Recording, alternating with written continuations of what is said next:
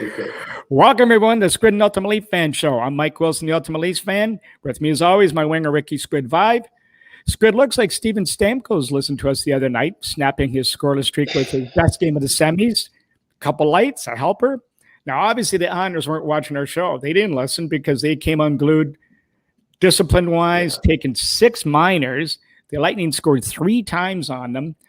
And luckily, they didn't lose their star player, Matthew Barzal, for taking a dumb cross-checking penalty when the game was out of reach.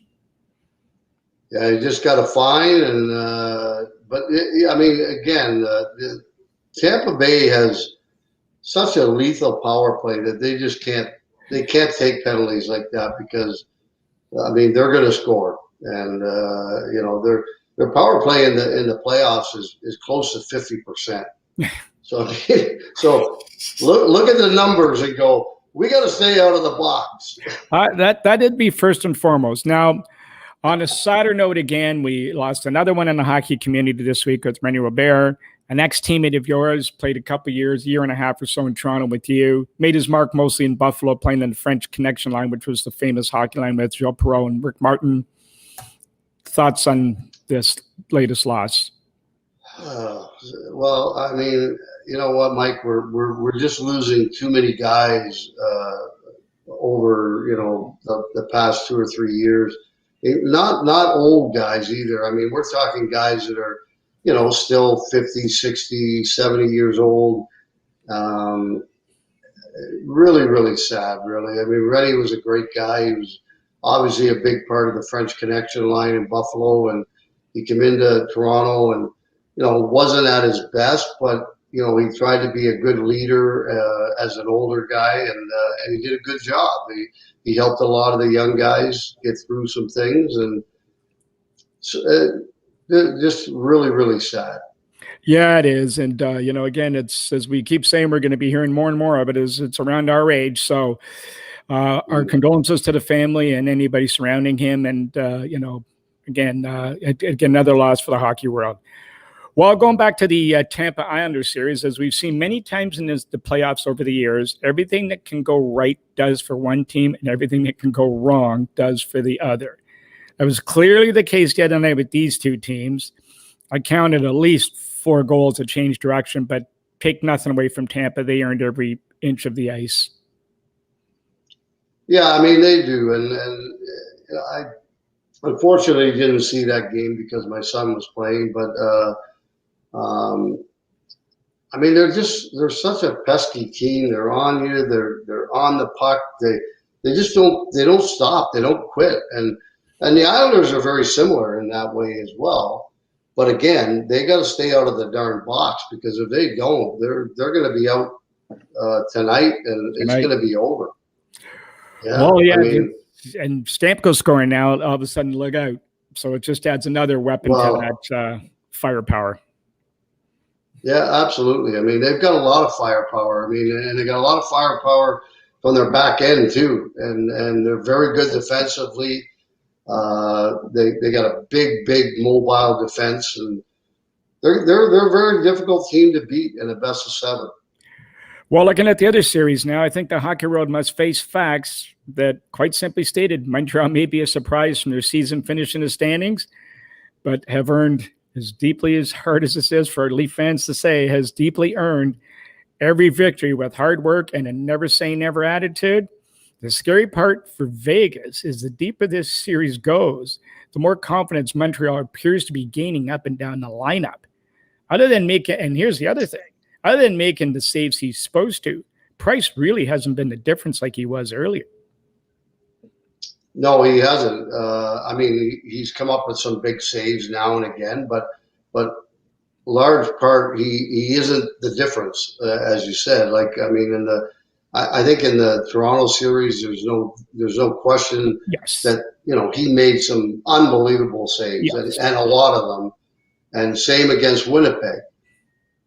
You can't say the same thing against Vegas. I mean, they're out playing Vegas. They're stifling them. They're playing probably, I think it's a 1-2-2, and they're playing really, really physical in their own zone, and they're not letting Vegas get to the front of the net. They're not letting them get into the scoring areas, and they're doing a really, really good job of that. So I mean, give them full credit. They, Absolutely. they got to where they are because they're playing their tails off, and uh, you know, and that's what you need to do in the playoffs. I mean, you got to play with some grit, determination, and that's exactly what Montreal is proving right now. Well, and Squid, as it shows, Vegas's weaknesses have been exposed, falling into the same trap as Toronto and Winnipeg before them. And it's as simple as that. Yeah, turning pucks over, and Montreal are they play such a really smart game, and then when they capitalize on turnovers, and they did that against Toronto, they did it against Winnipeg, and they're doing the exact same thing against Vegas. And then once Vegas gets it in their end, they just choke them off. I mean, if they start a cycle, their defense are choking that cycle off, and they're getting it out of their zone, and so they're not getting any sustained pressure in the Montreal zone for any length of time, really. So, I mean, that could be over tomorrow night in Montreal, and apparently, from what I hear, it's going to be 100% capacity. Oh, really? Oh boy, oh boy! So it's going to be a nut yeah. fest. It's going to be pretty exciting to watch. Well, the hockey hasn't been particularly entertaining skill-wise. It's a grind fest, as you've just pointed out. But that doesn't suit the Golden Knights game, or so it appears anyway, from what we're watching. They look very indecisive at times with the puck, unsure and hesitant. That ain't going to cut it. No, it's you know what? I mean, regular season, okay. Speed, skill, that type of game, yeah, that works because every time you touch somebody, there's a penalty. But in the playoffs, it's a completely different game, Mike. And I mean, it's a war of attrition, really. To win a Stanley Cup, you got to win 16 games. It's not easy, but you gotta get out there and you got to do what you need to do, and that is grind it out and just be patient. And unfortunately, teams like Toronto, Vegas, teams like that aren't suited for that type of hockey.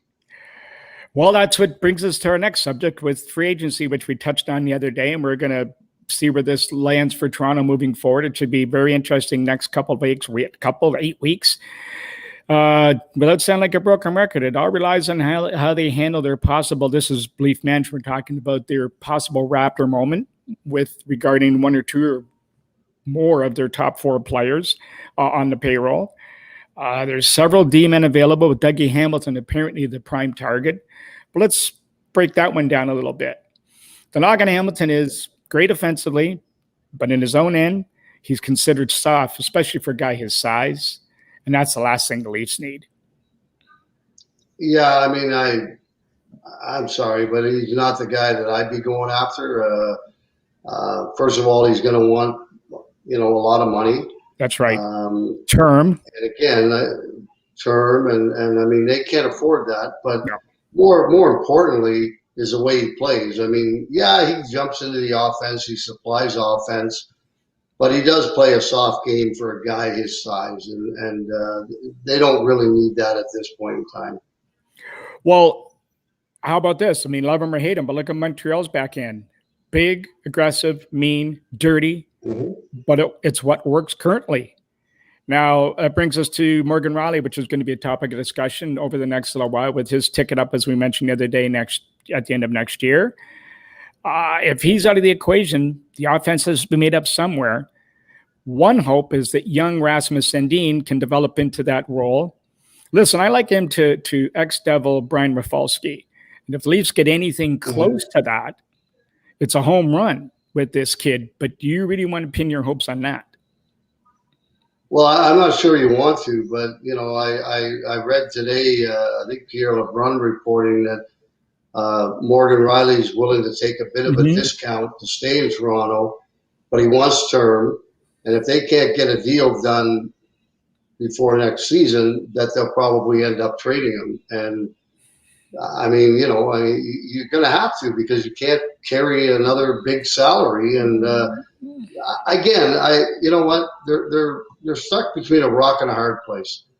And I think it's going to fall on the young players that they have, like you said, Sandin, and Milligran. some of their younger forwards. They're going to have to play those guys. I mean, those guys are on entry-level contracts, making under $1 million, and they're going to have 5, 6, 8 of those guys on the hockey team. Well, I mean, and they're going to have to play them. They're going to have to play them and see how they do. I mean, give them a little bit of time. Give them a half a season. I mean, the regular season, Toronto's going to be fine. They got 2 great lines.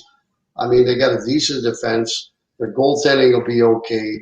But see how these guys do, and if they come up and they're doing well and they're producing and teams winning, then you go with a younger lineup. No, I mean we were focusing on the team. Yeah. Well, the free agents out there on defense are older guys.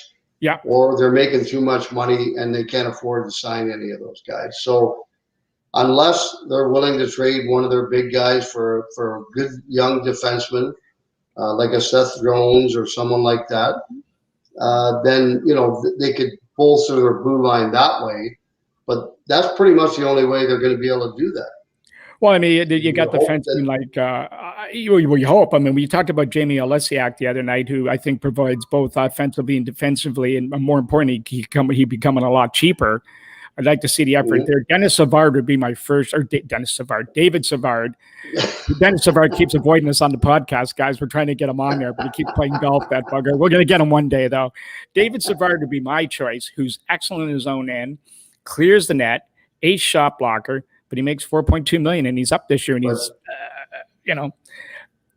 it's going to be the money. And I'd rather the money went there and try to retain Riley than chasing a Hamilton or something like that. Even Mark Stahl, Alex Elder, Alex Golaski. I probably butchering the poor guy's name from Arizona. Golagoski. But those guys are all making too much money. Him too, yeah. They're all making too much, and him too. They're all making too much money. Sorry, guys. Luke. Yeah, Shen, they are. Well, they're making too much money, but they're also, mid-30s. Oh, yeah. I mean, if you can get a guy like that for $750 or $800, well, then that's a different story.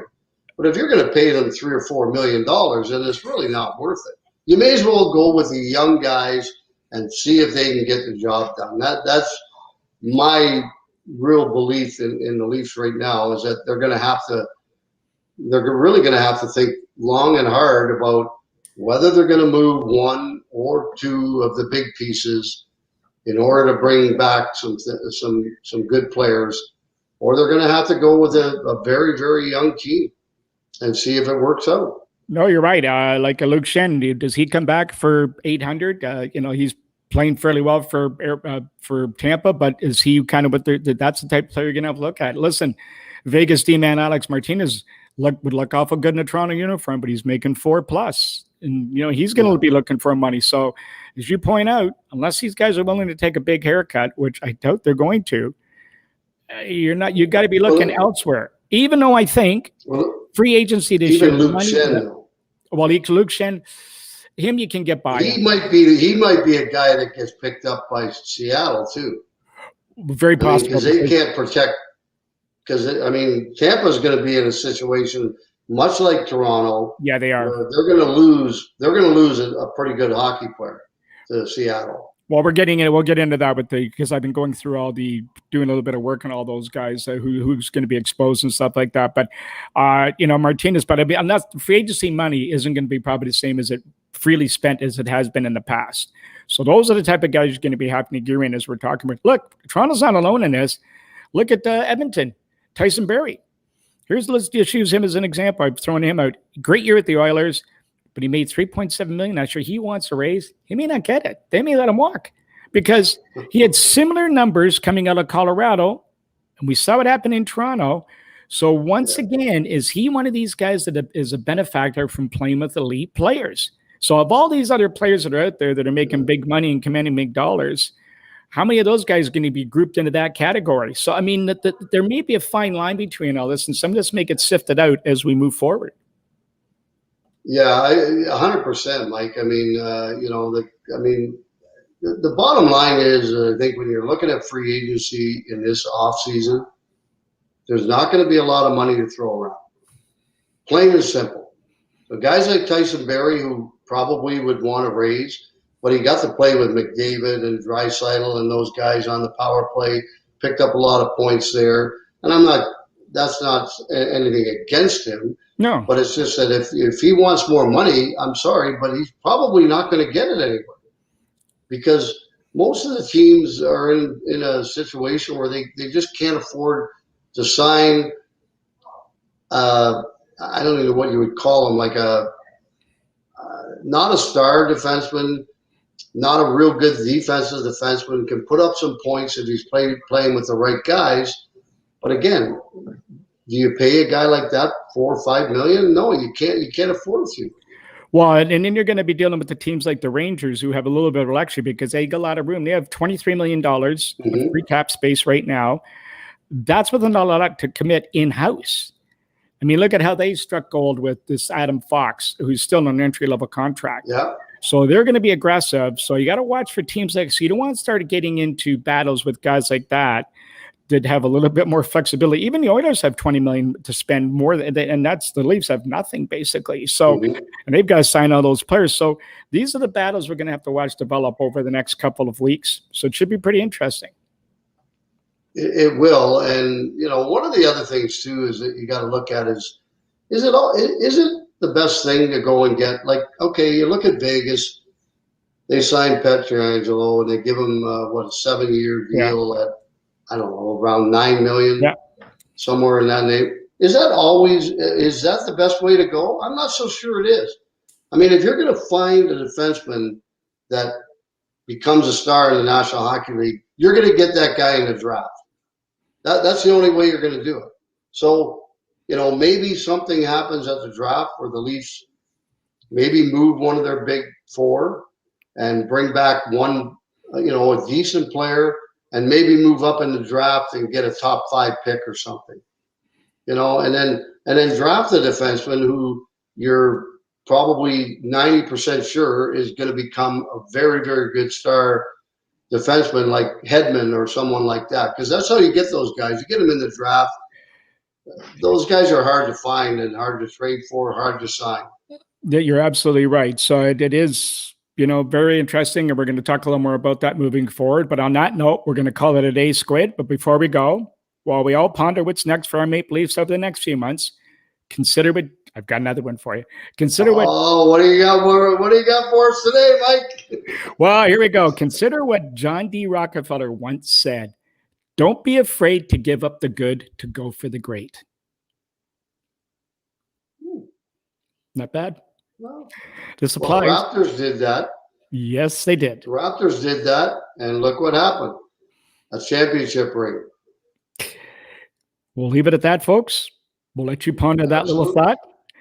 Thanks for listening, everyone. Join us again on Monday, Wednesdays at the same time. Don't forget our weekly Squid and Ultimate Leaf Fan podcast that drops every Friday at 6. This week's guest is Todd Warner with some very interesting stories, and he actually scored the first goal at the Air Canada there, and hear all about that. And until next time, talk to you guys in a couple of days.